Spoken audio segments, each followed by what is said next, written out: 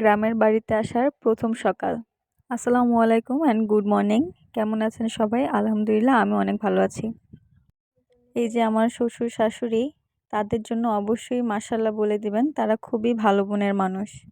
প্রতিদিন সকালবেলায় গরু থেকে 10-12 কেজি দুধ পাওয়া যায়, আলহামদুলিল্লাহ।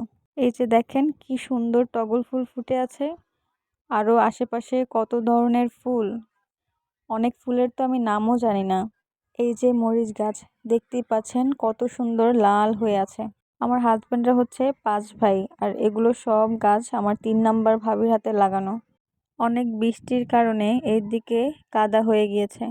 ঢাকায় এরকমের কাদা সচরাচর কোথায় দেখতে পাওয়া যায় না। হাঁটার রাস্তা এতটাই পিছলে হয়ে গেছে, ভয় লাগছিল কখন যেন পড়েই না যাই। এই যে দেখেন এদিকে আবার পান গাছ, আমি কখনো আগে পান গাছ দেখিনি, এই প্রথম। এই ফুল গাছের নাম জানি না, আপনারা যদি জানেন অবশ্যই কমেন্ট করে জানান। ঘরের সামনে গেটে এই ফুল গাছটা লাগানো। এটা হচ্ছে মরিচ গাছ, এখানে আছে কাঁচা মরিচ আর বোম্বাই মরিচ গাছ। এর পাশেই সিম গাছ লাগানো। গ্রামে আসলে কত সুন্দর দৃশ্য দেখা যায় বলার মতো না। আল্লাহ হাফেজ।